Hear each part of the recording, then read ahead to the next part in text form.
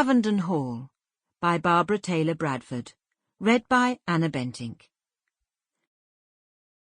Part 1. The Beautiful Girls of Cavendon. May 1913. She is beautiful and therefore to be wooed. She is a woman, therefore to be won. William Shakespeare. Honour women. They wreathe and weave heavenly roses into earthly life. Johann von Schiller. Man is the hunter, woman is his game. Alfred Tennyson. Chapter 1. Cecily Swann was excited. She had been given a special task to do by her mother, and she couldn't wait to start. She hurried along the dirt path, walking towards Cavendon Hall, all sorts of ideas running through her active young mind. She was going to examine some beautiful dresses, looking for flaws. It was an important task, her mother had explained, and only she could do it.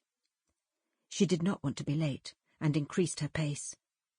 She had been told to be there at 10 o'clock sharp, and 10 o'clock it would be. Her mother, Alice Swann, often pointed out that punctuality might easily be her middle name, and this was always said with a degree of admiration. Alice took great pride in her daughter, and was aware of certain unique talents she possessed. Although Cecily was only 12, she seemed much older in some ways, and capable, with an unusual sense of responsibility. Everyone considered her to be rather grown up, more so than most girls of her age, and reliable. Lifting her eyes, Cecily looked up the slope ahead of her. Towering on top of the hill was Cavendon, one of the greatest stately homes in England, and something of a masterpiece.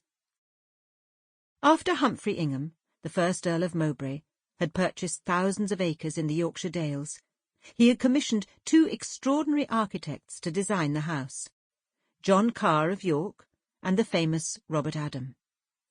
It was finished in 1761.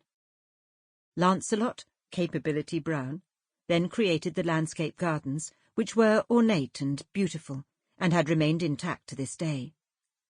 Close to the house was a man-made ornamental lake, and there were water gardens at the back of the house. Cecily had been going to the hall since she was a small child, and to her it was the most beautiful place in the world. She knew every inch of it, as did her father, Walter Swann. Her father was valet to the Earl, just as his father had been before him, and his great-uncle Henry before that. The Swanns of Little Skell village had been working at the big house for over 160 years, generations of them, ever since the days of the first Earl in the 18th century. The two families were closely intertwined and bound together. The Swanns had many privileges, and were exceedingly loyal to the Inghams. Walter always said he'd take a bullet for the Earl, and meant it sincerely. Hurrying along, preoccupied with her thoughts, Cecily was suddenly startled, and stopped abruptly. A figure had jumped out onto the path in front of her, giving her a shock. Then she saw at once that it was the young gypsy woman called Ginevra, who often lurked around these parts.